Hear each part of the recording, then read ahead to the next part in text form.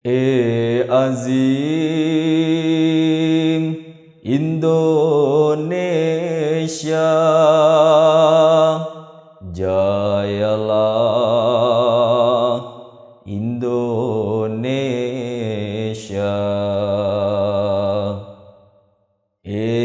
Azim Indonesia, jayalah Indonesia.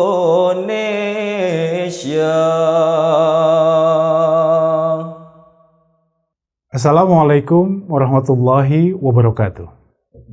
Pemirsa dimanapun Anda berada, selamat berjumpa dalam program diskusi channel Tasyakur 100 Tahun Online. Pada hari ini kita akan kembali mengkaji sebuah buku karya pendiri Ahmadiyah, Hadrat Mirza Ghulam Ahmad alaihissalam, yang berjudul Fatah Islam atau Kemenangan Islam. Bersama kita pada hari ini telah hadir dua narasumber yang tentunya tidak asing lagi, yakni Bapak Eki Sabandi dan Maulana Lutfi Julian Putra. Assalamualaikum warahmatullahi wabarakatuh, Bapak. Terima kasih atas kehadirannya kembali di studio, Pak. Buku yang akan kita bahas sangat istimewa karena terkait kemenangan Islam. Tentunya sesuatu hal yang sangat didamba-dambakan oleh seluruh umat Islam. Mungkin Pak Eki bisa sampaikan apa latar belakang dari penulisan buku ini. Terima kasih. Kemenangan Islam atau Fatah Islam itu diterbitkan pada tahun 1891, aslinya berbahasa Urdu, dan baru diterjemahkan dalam bahasa Inggris dengan judul Victory of Islam pada tahun 2012.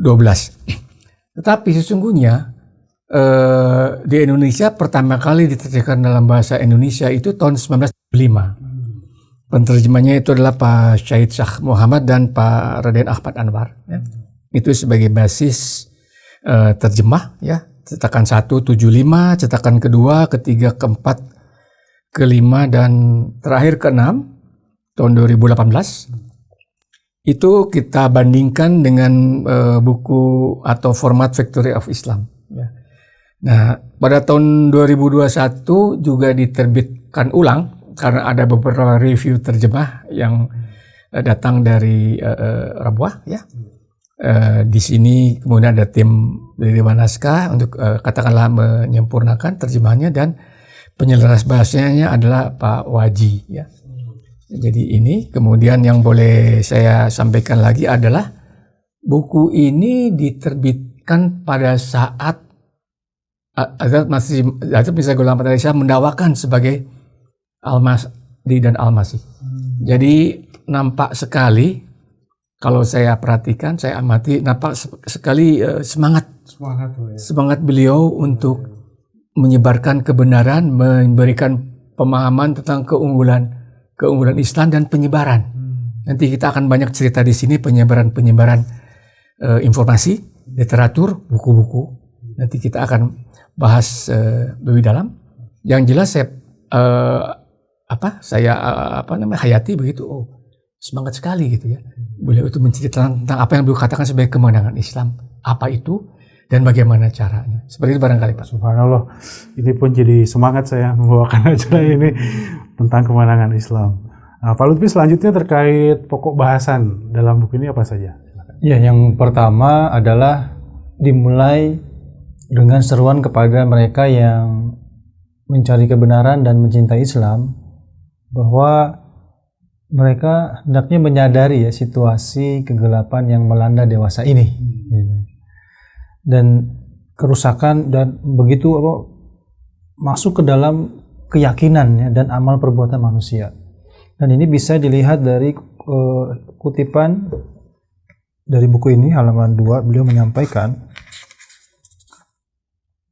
masa sekarang yang kita hidup di dalamnya ini sangat gelap. Kerusakan telah merasuk dalam iman maupun amal perbuatan manusia. Topan kesesatan dan penyimpangan sedang berhembus dari segala penjuru. Apa yang disebut dengan iman hanyalah sekedar kata-kata yang diucapkan dengan mulut semata.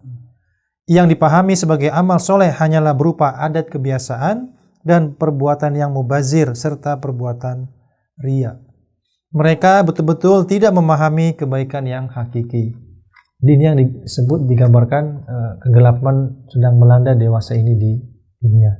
Kemudian juga disinggung ajaran salah satu agama yang sesungguhnya banyak memusnahkan kebenaran dan keimanan.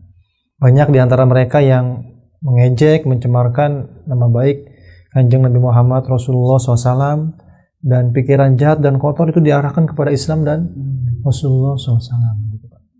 Artinya berawal dari kesedihan beliau melihat keadaan akhlak dan juga terhadap adanya serangan terhadap yang mulia Rasulullah SAW, ya. Masya Allah. Pak Eki mungkin ingin menyampaikan tambahan? Ya, kalau nanti kita akan gali lebih jauh apa yang disebut dengan serangan-serangan ya kepada Islam, hinaan-hinaan, cemoohan-cemoohan kepada Al-Quran, kepada wujud Allah Ta'ala, itu yang menyebabkan beliau menjadi gairah. Ini tidak benar, ini harus kemudian dilawan, tanda kutip ya. Dengan cara apa? Ya. Kemudian yang beliau juga tadi sorot bahwa keimanan hanya di mulut aja. Orang bicara yang indah-indah, tapi perilakunya tidak seindah apa yang dibicarakan. Itu beliau menyebut berbagai kalangan pemuka agama, kan begitu. Dan beliau menyebutkan di situ adanya proyek ilahi. Nah, ini proyek ilahi ini bagaimana beliau katakan bagaimana itu kebenaran-kebenaran itu disampaikan. Beliau katakan beliau nggak hirau, nggak peduli orang mau baca atau tidak tulisan beliau. Yang penting saya sampaikan amanat ini. Beliau juga tidak hirau juga orang mau mendengar atau tidak perkataan beliau. Tapi beliau adalah seolah menjadi beban beliau untuk menyampaikan kebenaran Islam, keagungan Islam, keagungan Rasulullah SAW dengan bentuk tulisan. Ya. Dan kalau sudah beliau tunaikan amanah ini, beliau katakan silakan semua pada Allah Ta'ala. Yang jelas beliau tunaikan amanah ini. Ya, bahkan seibarat digambarkan seperti seorang yang menanggung hutang orang lain ya. Betul. Yang begitu ingin sekali menyelesaikan hutang tersebut. Betul. Bahasanya barangkali geram ya, gemes gitu. Gemes gitu ya. Aduh, bagaimana nih? Sementara di satu pihak secara lahiriah tidak banyak yang belum bisa secara lahiriah ya, karena kan semua perlu, kita akan masuk di situ semua perlu dana. Ya kan di situ. Sedangkan juga beliau bukan orang berada lah. Ada bahasanya seperti itu kan. Jemaat juga masih kecil kan begitu. Itu barangkali yang boleh disampaikan nanti ke belakang kita akan uraikan. Baik. Terkait greget tadi yang sampaikan Pak Eki, mungkin Pak Lutfi bisa lanjutkan bahasan selanjutnya. Iya, tadi kan disampaikan ya oleh Pak Eki bahwa ini bertepatan dengan atau berdekatan dengan pendakwaan beliau sebagai Al-Masih dan Al-Mahdi. Tentu itu merupakan sebagai jiwa Al-Masih Ahmadi ya, tentu akan greget ingin menyampaikan kebenaran Islam dikala Islam sedang diserang di mana-mana, kegelapan melanda. Dan yang menarik adalah di dalam buku ini kita bisa mendapati bahwa singkatnya atau intinya kedatangan beliau yang lemah ya, atau kedatangan beliau itu merupakan suatu mukjizat. Mukjizat untuk membuyarkan kegelapan sihir orang barat. Ya. Wah, maksudnya apa ini? Ini menarik sekali ini. Ya.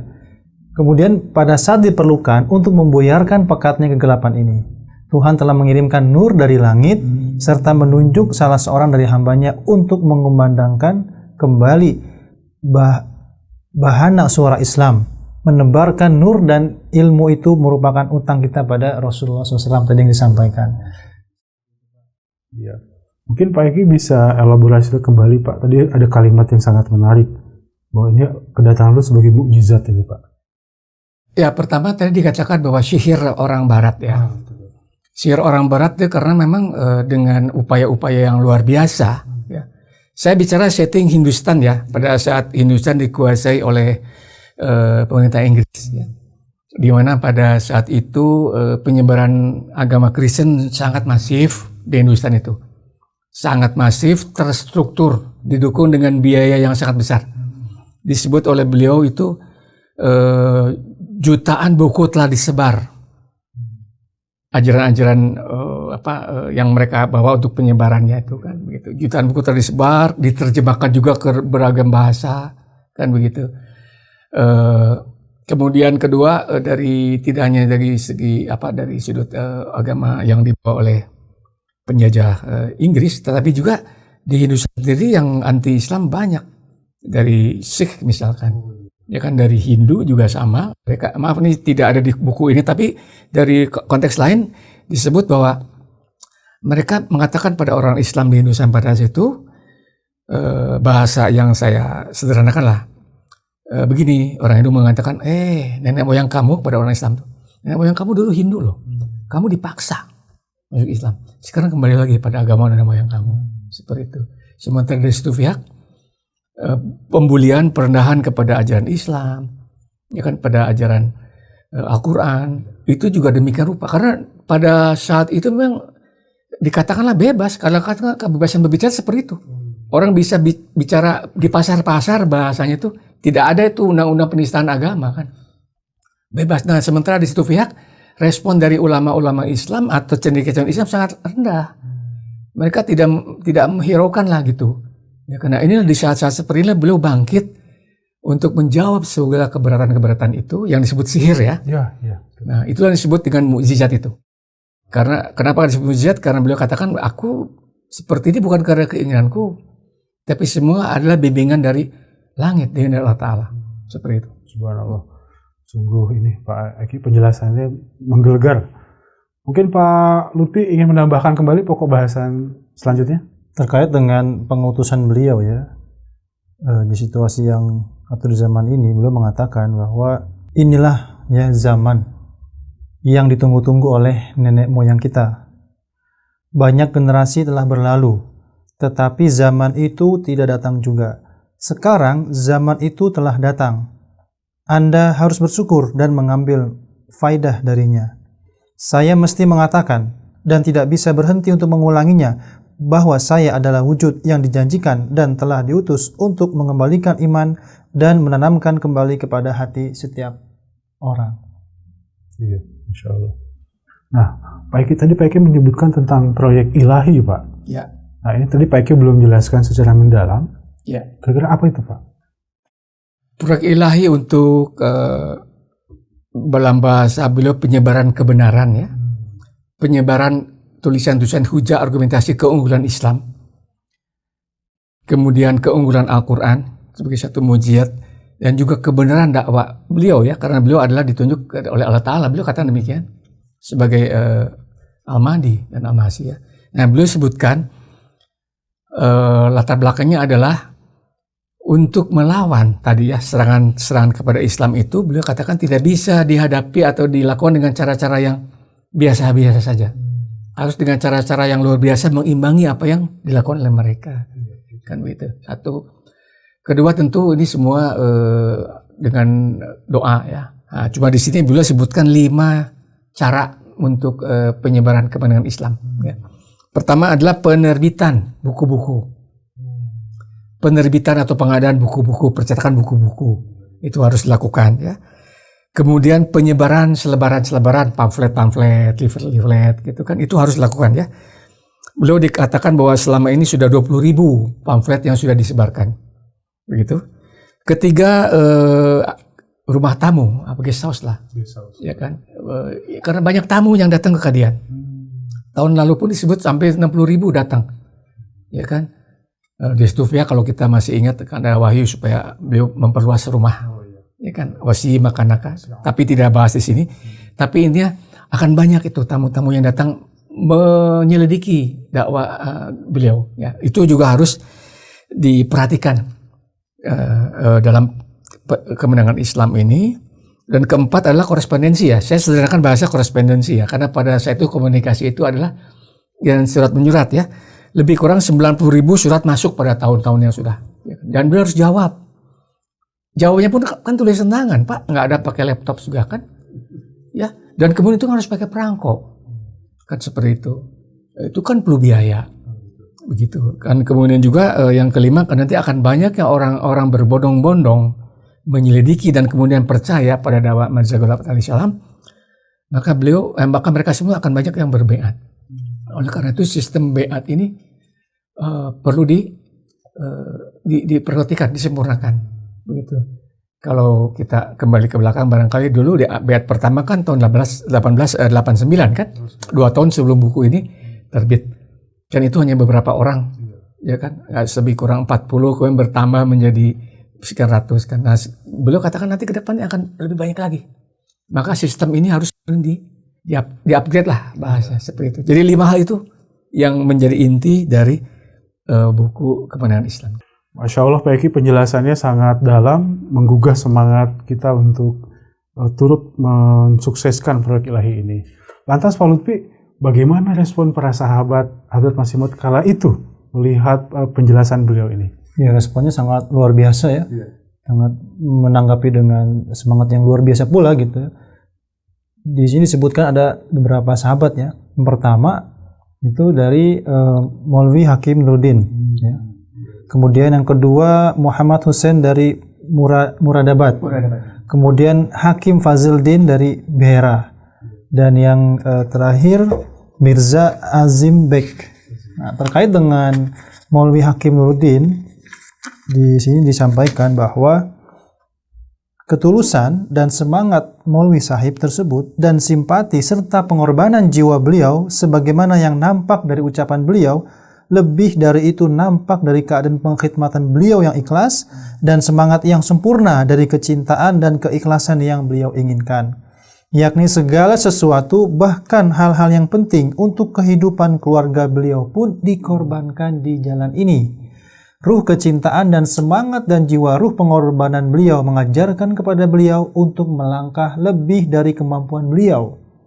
Setiap waktu dan setiap detik berada di dalam pengkhidmatan. Kemudian yang kedua,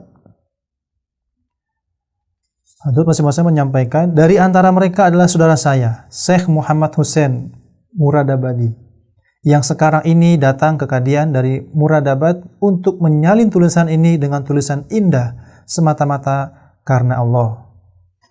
Kemudian di paragraf selanjutnya atau di tempat yang berikutnya, walaupun memiliki kemampuan ekonomi yang kurang, namun memiliki kekayaan hati dan keluasan. Selalu sibuk mengkhidmati saya yang lemah ini dengan berbagai cara. Kemudian juga beliau mengatakan di antara mereka juga ada saudaraku Hakim Fazildin Berelwi. Ya. Beliau di sini menyampaikan Hakim Sahib tersebut demikian rupa memiliki kecintaan, keikhlasan dan hormat dan patuh dan memiliki hubungan batin dengan saya tidak mampu untuk menjelaskannya. Beliau adalah orang yang benar-benar baik kepada saya, memiliki simpati yang mendalam dan mengenal hakikat. Artinya memang betul-betul direspon dengan luar biasa ya, luar biasa. Boleh saya tambahkan demikian Pak. Jadi teknis nih, percetakan itu tidak banyak kan mesin tik Urdu, ya kan, sehingga beliau itu kalau dalam menulis buku itu selalu dengan tulisan tangan. Kan begitu. Nah ini kemudian salah satu sahabat itu menyalinnya karena beliau mempunyai tulisan yang lebih indah kalau beliau katakan demikian ya. Jadi beliau ditulis ulang untuk dibawa ke perpustakaan, dibikin plat untuk dicetak. Nah ini salah satu bagaimana merespon supaya penerbitan ini berjalan lancar. Kemudian juga ada juga sahabat yang menyatakan kesanggupan. Saya mencoba untuk katakanlah menanggung biaya percetakan ini. Gitu. Seperti itu respon apa yang disampaikan oleh Hadrat Masih Maud itu direspon seperti itu. Nah Pak Eki, di dalam buku ini juga rupanya setelah dengan begitu istimewa semangat beliau dan upaya beliau dalam kemenangan Islam, tapi tetap saja ada yang mengkritik beliau, yang mengajukan keberatan kepada beliau. Apa Pak Eki yang bisa dijelaskan dari hal tersebut? Ya, beliau menantang pada mereka para kritikus lah ya, atau para pengkritik Islam.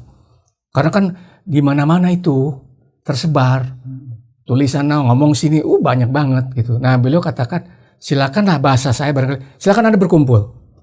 Tulis secara tematis keberatan kalian tentang Al-Qur'an, tentang Nabi Muhammad, tentang Islam, tentang wahyu-wahyu kepada Nabi Muhammad, juga wahyu kepadaku. Demikian itu. So, silakan tulis. dan beliau akan jawab secara sistematis. Jadi tidak sporadis begitu. Itu tantangan beliau, ya kan? Satu.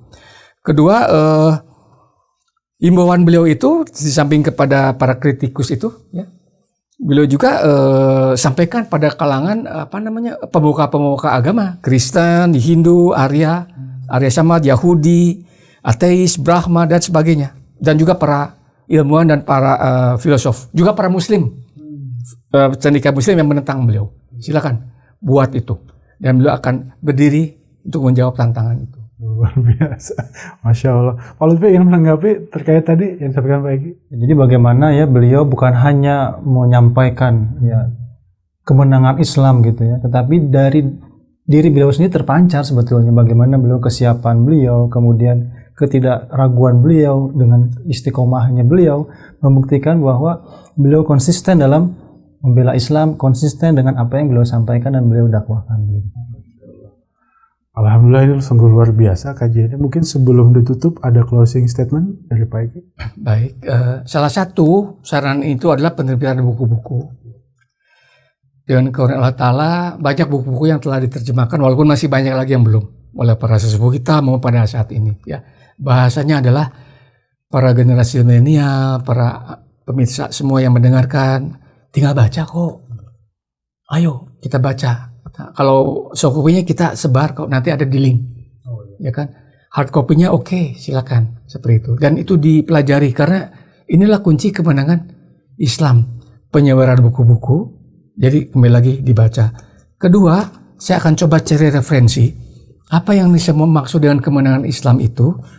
Bukan berarti kemenangan penaklukan supaya masuk Islam, itu cerita lain, itu bukan urusan manusia.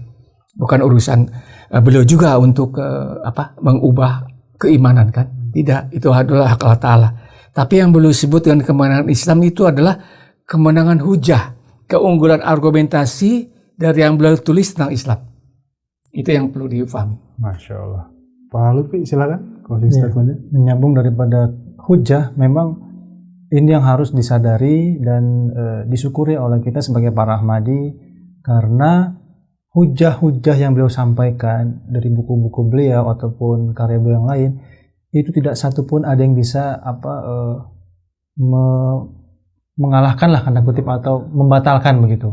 Dan ini merupakan salah satu mukjizat juga dari beliau, bahwa hujah beliau itu memang kuat gitu, sangat kuat dan membuktikan kebenaran beliau dari Allah Subhanahu wa Ta'ala. Baik, Masya Allah. Terima kasih Bapak-Bapak sekalian atas penjelasannya, atas pembahasannya juga. Ini kembali membangkitkan semangat juang kita untuk kemenangan Islam di akhir zaman ini. Terima kasih Bapak-Bapak sekalian. Mudah-mudahan kita bisa berjumpa di episode yang akan datang. Amin. Terima kasih.